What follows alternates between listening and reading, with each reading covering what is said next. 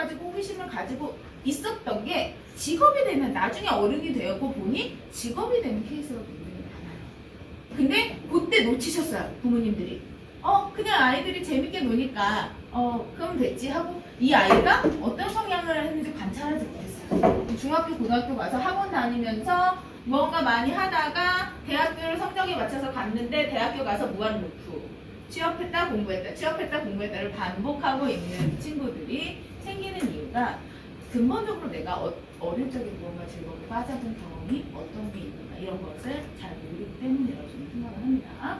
그래서 유아기 때는 흥미를 발견하는 시기이고요. 초등학교 시기에는 자기에 대한 이해가 시작되는 시기예요. 그러니까 초등학교 때까지만 해도 그리고 그게 많아요. 나는 뭐든지 할 수 있어. 내 꿈은 대통령이야. 막 이렇게 나오죠. 뭐든지 하고 싶을 할 수 있는라고 자기에 대한 이런 효능감이 이만큼 올라가 있는 시기. 근데 중학교 때서부터는 뭐가 생기냐면요. 이상의 자아와 현재의 자아를 매칭한 타협하기 시작하는 시점이에요. 그러니까 중학교 때 아이들 굉장히 괴로워요. 힘들어요. 나는 이만큼 하고 싶은데 나는 여기 있거든요. 나는 저기에서 저걸 하고 싶은데 뭐든지 할 수 있어요. 그래서 한때 저희 유튜버가 그렇게 붐이 났었던 이유도 아이들이 유튜버만 하면 다 돈 벌고 성공할 수 있을 것 같아 라는 근거 없는 자신감이, 근자감이 아주 많았죠. 근데 아이들 실제로 해보니까 너무 많은 문제들이 터졌었죠. 여러 가지 문제도 터지고 생각만큼 조회수도 나오지 않고 돈을 벌 수 있었어요? 없었어요? 없었죠. 그러면서 지금 유튜브는 쏙 들어갔습니다. 아예 쏙 들어갔어요. 아이들이 유튜브 한다는 소리를 안 해요. 감사한 거긴 해요. 경험을 통해서 하긴 했는데 그만큼의 시간은 소비한 거다. 그랬을 때 우리 부모님들 어떻게 반응하셨는지 한번 봐주셨으면 좋겠어요. 어떻게 했을까요? 잘 이렇게 설득을 해주시는 학부모님들도 계시고 한번 해봐 라고 하시는 학부모님들도 계시고 또 안 돼! 라고 하는 학부모님들도 계셨을 거예요. 근데 우리가 이거를 왜 이렇게 소극적으로 아이들한테 무언가 얘기했을까요? 확신이 없었어요. 그 유튜버라는 것에 대해서 학부모인 우리도 이게 잘 될지 못 될지 확신이 없기 때문에 아이한테 선은 이렇고 후는 이렇고 얘는 이런 식으로 이런 식으로 나아가서 이게 잘 되는 사람도 있지만 못 되는 사람들은 100만 원도 못 벌고 10,000원도 못 벌어 라고 설명을 해줄 수가 없었어요. 그때 당시에. 그렇기 때문에 많은 친구들이 실질적으로 유튜버를 켜서 여러 가지 문제 상황이라고 하는 건 학교 폭력이 첨가된 영상이 올라가기도 하고 몸의 신체 일부를 노출시키는 영상, 그러니까 어그로를 끈다고 하죠. 관심만 끌면 될 줄 알고 너무 많은 잘못된 행동들을 이 유튜브상에서 발생을 했었기 때문에 지금 법제화로 17세 미만은 그런 걸 못하게끔 법제화하는 게 추진되고 있기는 합니다. 근데 이게 통과가 될지는 모르겠어요. 어쨌든 그래서 중학교 같은 경우에는 이상의 자아와 현실의 자아를 계속 체크하면서 부딪히면서 타협하고 알아가는 시대입니다. 근데 이때 아이들 굉장히 많이 아파요. 힘들어요. 이걸 최소화했으면 좋겠는데 최소화하기도 어려워요. 여러 가지 문제가 있죠. 학교에서 도움을 주는 것도 한계가 있고 부모님이 조언을 주는 것도 한계가 있고 친구들한테 물어봐서 무언가를 하다 보니 오류가 더 커져서 잘못된 상황의 결론에 도출하기도 하는 부분이 있습니다.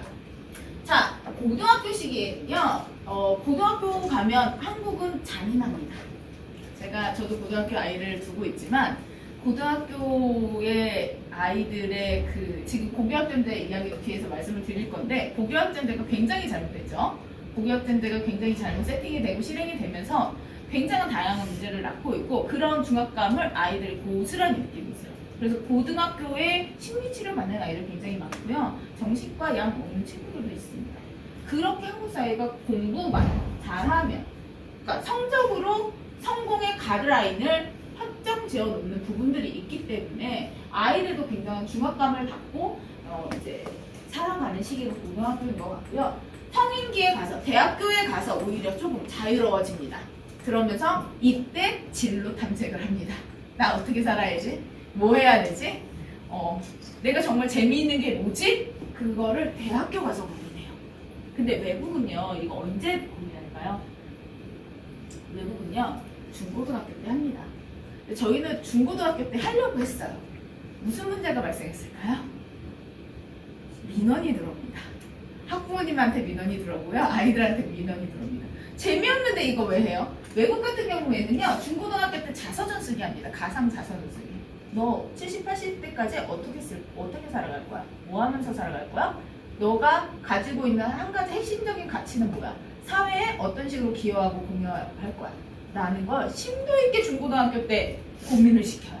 그러다 보니 고등학교 때 난 뭐 하고 싶어가 결정이 돼서 대학을 갑니다. 근데 우리나라 같은 경우는요. 중학교 때 신나게 놀려요. 체험 위주의 무언가 활동들로 진로를 싹 깔고요. 고등학교 가면 신나게 공부만 시켜요. 공부 잘하는 게 장땡이다 라고 해서 봉사활동 많이 하는 거 다 필요 없어. 1등 하는 게 최고야. 이렇게 학교 선생님들도 이야기하실 정도로 공부만 시킵니다. 그러다 보니 실질적으로 대학에 가서 나는 어떻게 살아갈 것인가를 고민하게 되어 있어요. 이거는 가장 큰 문제점이 하나 존재합니다.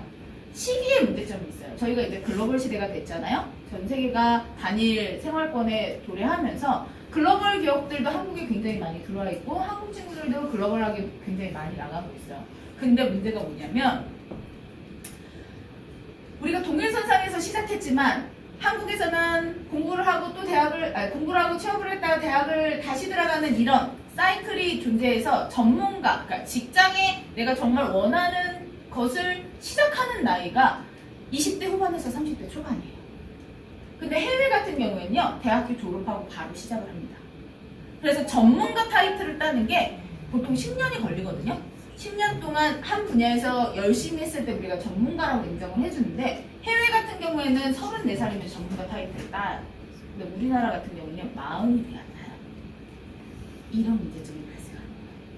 그래서 진로 교육을 조금 당겨서 재미가 없더라도 지루하더라도 아이들이랑 이야기를 해야 하는 게 우리가 이런 실수를 반복하지 않고 아이들한테 삶을 고민하고 행복하게 삶을 더 오래 살아갈 수 있도록 해줄 수 있는 부분이기 때문입니다. 그래서 저는 지금의 한국의 진로 교육은 좀 많이 바뀌었으면 좋겠다라고 주장을 하고 있는 사람 중에 하나이고요. 아이들이 좀 지루하더라도 고민시킬 건 고민시켰으면 좋겠다. 배울 건 배웠으면 좋겠다.